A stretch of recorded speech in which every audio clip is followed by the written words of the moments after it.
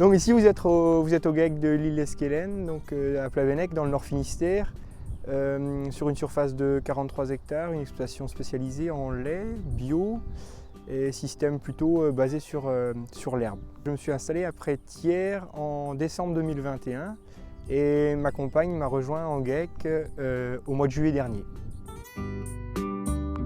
Le passage du jury s'est fait avec donc un technicien de la chambre, Dimitri, et deux professionnels. Ça s'est très bien passé. Donc c'est une prairie qui a été semée par mon cédant. C'était un régras hybride avec du trèfle violet que moi j'ai sursemé avec un régras anglais et du trèfle blanc.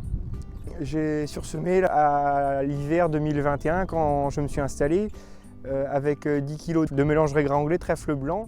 J'avais mis les vaches avant pour raser au maximum la prairie. Après je suis venu avec mon vicon pour sursemer. J'ai remis les vaches tout de suite après dessus pour réappuyer la graine et le travail s'est fait tout seul. On commence toujours par un déprimage, donc courant janvier. Dès que le sol porte, les vaches sortent pour donner la lumière au trèfle. Après le déprimage, souvent j'essaye d'envoyer 15 mètres cubes de lisier.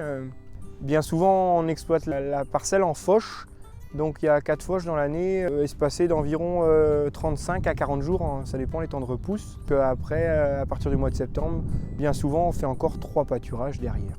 L'année dernière, qui était une année un peu moins bonne, on était autour de 15-16 tonnes de matière sèche. Et tout ça, bien sûr, sans azote minéral, avec un chargement élevé et une gestion rigoureuse du pâturage et des temps de retour.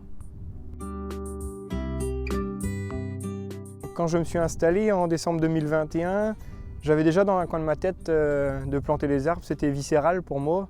La parcelle ici fait 9 hectares, donc je l'ai divisée en 4, avec 4 rangées d'arbres alignées nord-sud. Le but principal, c'était faire de l'ombre quand il fait chaud aux vaches et à la culture, de faire parapluie quand il pleut et de faire brise-vent quand il vente, quoi. En fait, l'arbre, c'est le couteau suisse du climat. Donc on a planté beaucoup d'alisiers, de tilleuls, de châtaigniers.